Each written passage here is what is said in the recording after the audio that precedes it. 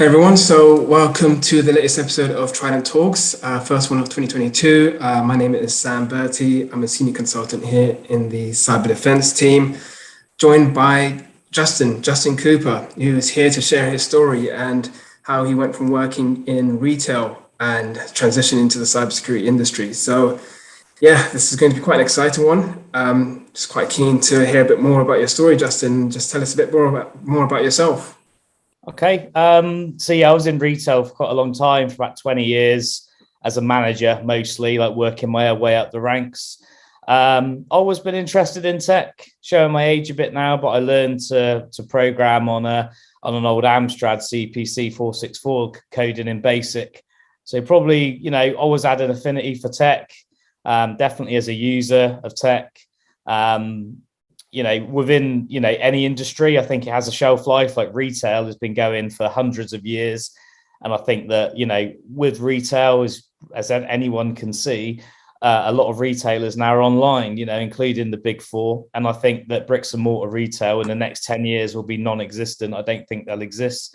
And it might sound a bit sort of, tin foil hat time, but I really do believe that as an insider or a former insider within retail. So I decided to do something else, and I thought I definitely want to do tech. What shall I do? So I had a friend that was working as a contractor.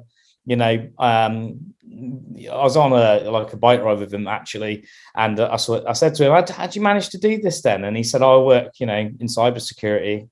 And, I learned everything I possibly could about it. So I like to research things. So I researched all different things you needed to know, all the search you needed to do.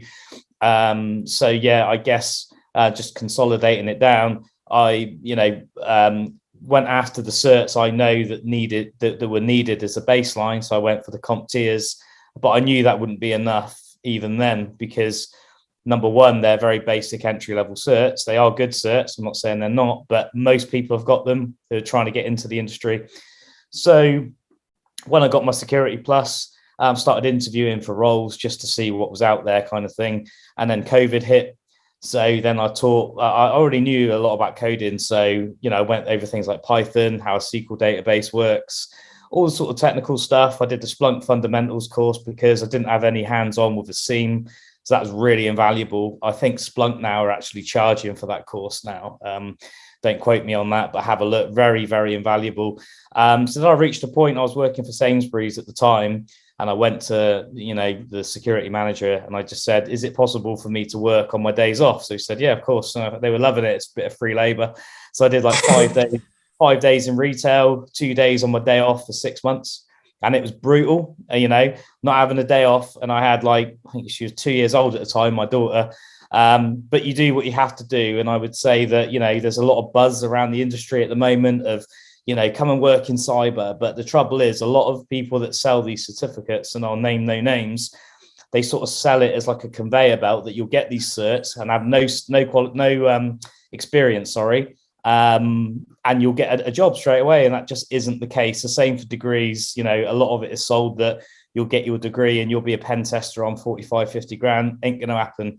You need to be able to build your way up like any industry and get that hands-on experience. You do that. However, I see a lot of thing on LinkedIn, a lot of entry-level people sort of saying, "I can't get into the industry," but that's what's wrong right there. You have to sort of brute force your way into this industry however you can, build a lab. I've probably gone on quite a bit now, haven't I, really? But yeah. No, that's good. But yeah, you have to do whatever it takes. So I was constantly in contact with professionals on LinkedIn asking for real brutal advice. What am I doing wrong? How can I do things better? And it's the people, I like the advice from people that will tell you you're doing something wrong than the people that would say you're doing something right. Because I don't want to be I don't want to be flattered. I want to know how I can improve even now in the industry.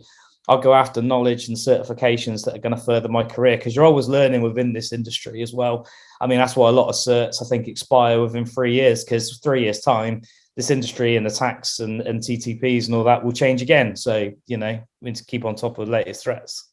Yeah, no, it's brilliant. And there's loads of different points to take away from that, Justin. And I think that is, for a lot of people coming into the industry, they are kind of bombarded with lots of information and lots of sources. And, even one of the bigger things is I want to get into cybersecurity. what does that really mean? There are so many different niches and specialisms within cyber and information security, whereas people just don't know how to get started. So I think going back towards the beginning, when you started researching all these different areas and how you wanted to transition into the industry, I guess what sources did you look at CompTIA being one of the entry points in terms of getting that fundamental technical understanding, but what else did you look at to kind of transition? Were you looking at sources online, speaking to people, networking?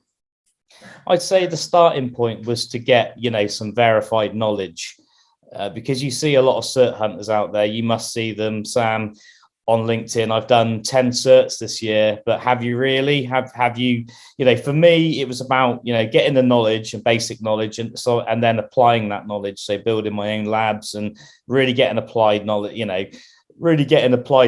I mean, when I got into the industry, I sat in on, so I was the other side of the interview table, and so I was on there as like, sort of looking at the technical. So I did the technical part of the interviews, and there were just so many people that just didn't know what they were talking about because they're clearly not been exposed to it. I mean, I'm talking basic stuff like the OSI model, port numbers, application, sort of web app attacks. I'm talking SQL injection, cross-site scripting, all that stuff. They just didn't know it. And it was quite clear that they had either just, I don't know, parrot fashion sort of learnt this stuff and regurgitated it on the day of the exam, but they clearly didn't know what they were doing. And I would say that, not all, there's a lot of good, sort of entry level people, but the vast majority that I see, it's just regurgitation. So sorry, coming back to my point, I guess I knew the CompTIA was like the baseline. And then I sort of looked at what skills were needed within the industry by speaking to CISOs, from SOC analysts, security engineers, and just getting some advice. And there'll be different advices sort of left and right, but it's about making an informed choice. Yeah, of course, getting all the information from as many people as possible, kind of aggregating it, and then coming up with a plan really on how you're going to transition into the industry. Oh yeah, definitely. And I think even now, I'm still doing certs. So I did the CompTIA. I can't speak highly enough of. The CEH will get a bit of a bash in there. I have the CEH. Do I value it? It gave me a good broad knowledge. Did it teach me to hack? No, it didn't teach me the hack. I had to do other certifications that were needed, to get into that. It gives you a good broad overview. But I would say, if you want my honest advice, avoid it, because for the money, it's not worth it. You're better off going after an intermediate cert like CYSA, EJPT, which I hold as well, and Blue Team Level 1. I can't speak highly enough of Blue Team Level 1. For anyone who wants to go the SOC route, that will actually teach you how to perform the role. It teaches all the elements of the role, and you'll actually be expected to perform a live incident response to pass that exam. It is a brutal exam. Brilliant.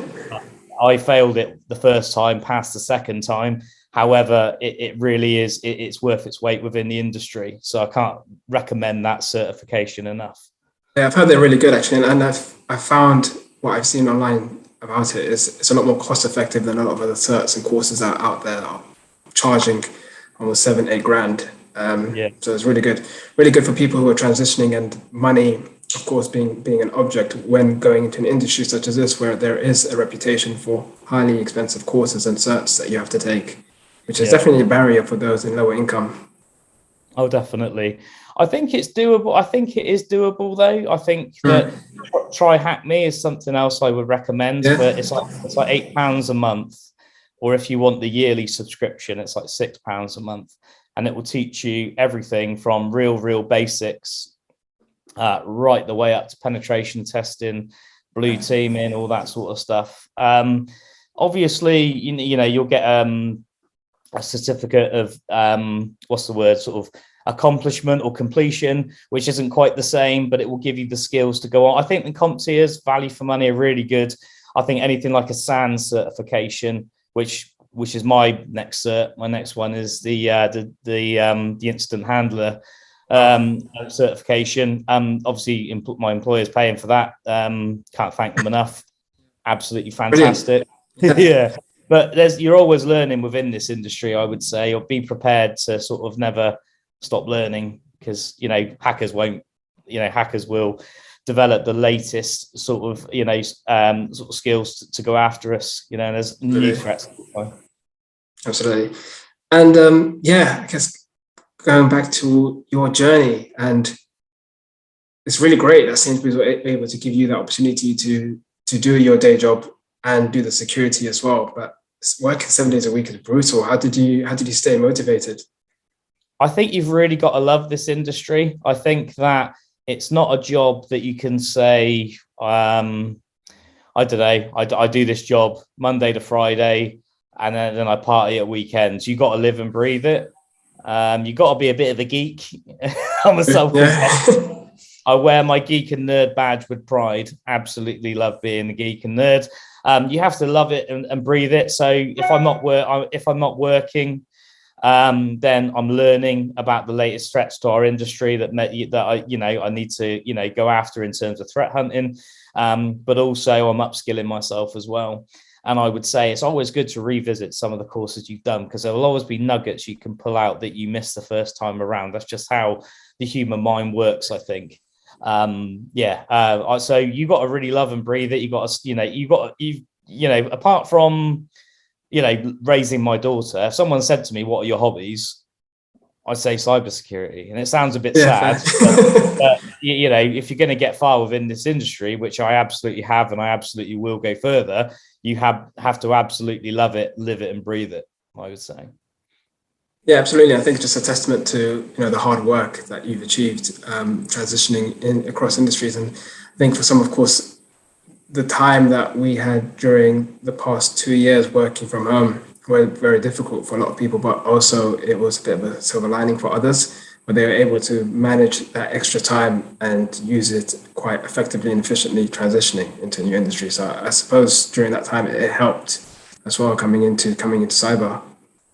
Oh, definitely. I would say that definitely you make your own luck. A lot of people, understandably, were quite sort of upset about the pandemic, but it actually worked for me because I could work anywhere I wanted within the country because of remote work.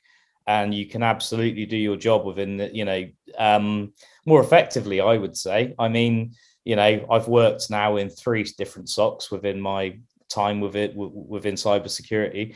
The first one I was still working remotely on my days off, actually, but all of them were remote, and it's opened up so many doors and made me more productive because you can literally hop on your machine and start your job. You've not no commute or anything like that. Yeah, absolutely. And I guess off the back of doing the certifications and then starting to go into the industry and now interviewing, how did you find that experience as somebody that's transitioning from a very good career working in retail, where you've definitely climbed up towards quite a high point in the ladder? I believe you were an area manager, so quite senior in that capacity. No, I was a store manager, but store still, manager, okay. Yeah. But store manager, Sainsbury's, it's a lot of responsibility, isn't it? Yeah, again, you're going back to your original point about what it takes to get into the industry and loving it and all that sort of stuff. I just always loved tech, and getting into that, having a real passion for it.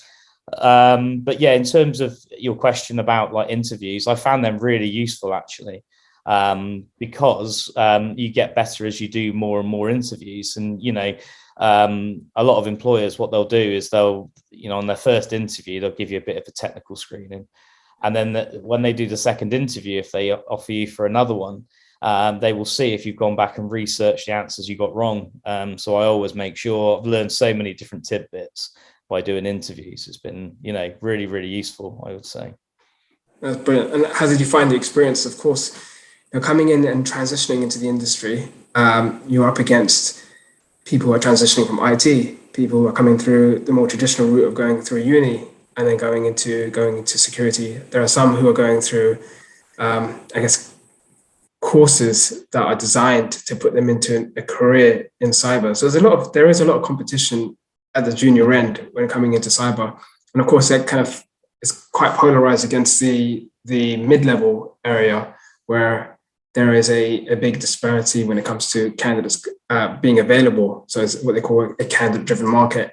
There's a lot more jobs out there at that senior end, mid to senior end, as opposed to the junior end, where there is a lot of competition. Yeah. How did you differentiate yourself and, I guess, overcome the competition in transitioning through it? I think I drew on my original sort of skills of absolute tenacity. I think, I didn't really see a lot of the competition that I was up against. With it being remote, you didn't exactly sit alongside other candidates. But by reading through the lines, there was a lot of people that just wanted it sort of handed to them. So I already had like a work ethic. So if you were interviewing me, Sam, and you said you're really good, but you really need to work on this, I'd make sure I work on the weakness. As I said earlier on in the interview, I guess, that I would always go after my weaknesses and try and hone it.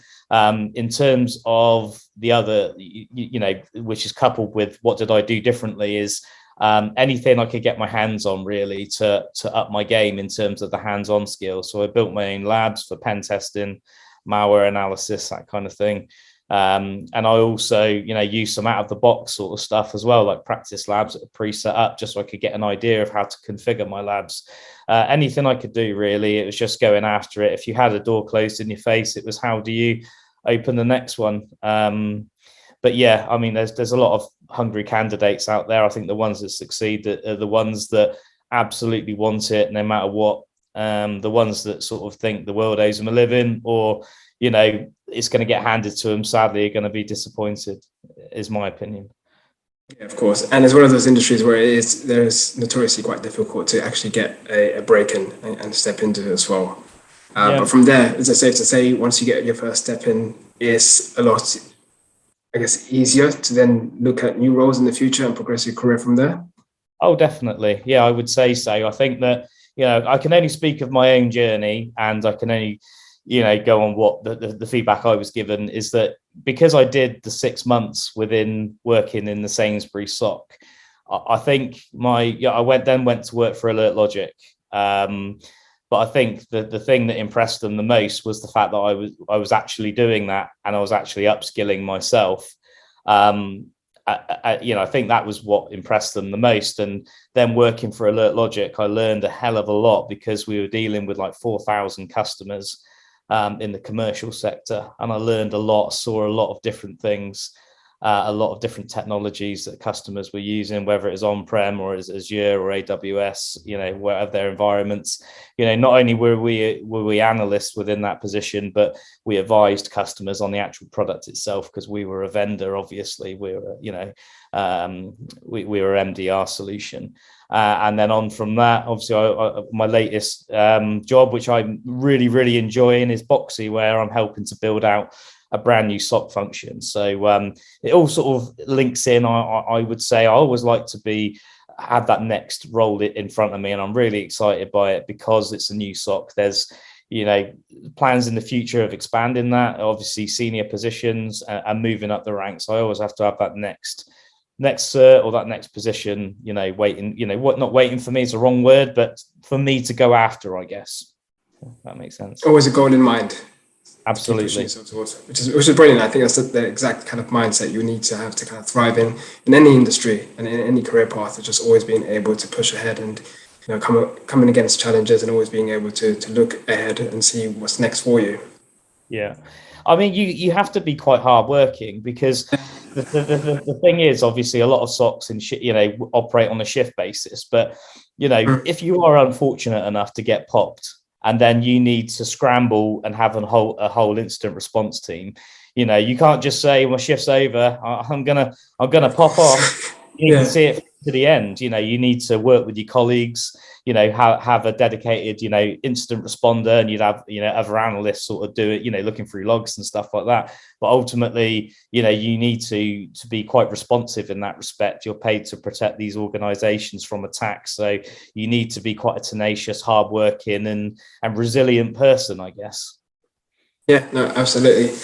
I guess from going in and part of your interview processes and coming into these roles, working as security analysts, and they're quite technical, of course, but there is a customer element to them as well, for the clients that you're working with. How have you found your retail experience, your transferable skills coming into play there? I think if I'm honest, I'm quite young in the industry. I may not be a young guy compared to other people, but I'm quite young in the industry. So everyone's got their kind of superpower or, unique selling point.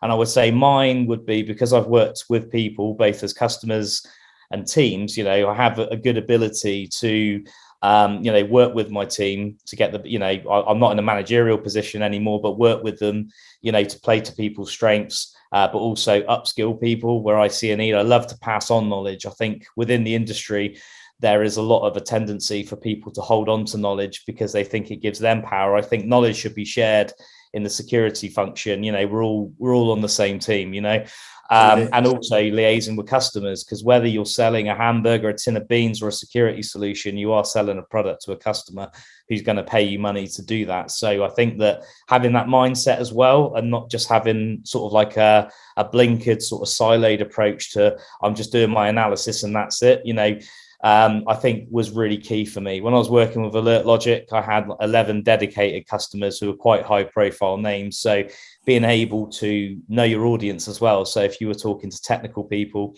they would want to examine payloads. They would want to know all the ins and outs, all nitty gritty of, what attackers were trying, was the attack successful, etc., all the way up to C-level execs as well. So you would need to alter your approach when you were dealing with different audiences. So it's having the emotional intelligence to be able to recognize that and deliver to the right audience. So you retain customers ultimately. So it helped me massively working in retail and with customers. That's brilliant to hear. And it's a bit frustrating to hear though as well that some people are not so forthcoming when it comes to sharing knowledge and info as well, which just hinders progression in the industry, I think. I get from your side as well, did you manage to kind of overcome that by finding people that were in a position to really just share that info and just really be able to help you when you're first moving into the industry as well? Yeah, I mean, I would say, as I said, you never stop learning within this industry. And, imposter syndrome gets talked about a lot within this industry. And I would say that, for me, imposter syndrome, and you will always get it because we don't know everything. I take that as my brain poking me to say, go and find this out immediately. So if I couldn't speak to my immediate team, we were lucky to have analysts that worked in the United States. I would make appointments to speak to them and I wouldn't leave them alone. I'm sure I annoyed them until I understood exactly what it is, the hole in my knowledge. And, you will always fill holes in, gaps within your knowledge. But yeah, I would say that you need to go, and you'd have customers that will want answers and you wouldn't have all the answers, but they would expect a timely response. So I'm very impatient when it comes to filling gaps in my knowledge, I guess. It's very helpful to be like that. Of course.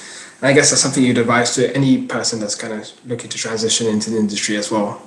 Yeah, absolutely. I would say, my advice for anyone entering in the industry would be, you're golden when you have certifications. Aren't everything, but I think experience is key. I got the certifications first because I didn't have any experience within the industry. Someone who's worked in help desk or as a sysadmin or something, they may have knowledge they can build upon. But I would say even then, a certification is well worth a go, especially if your employer is paying for it.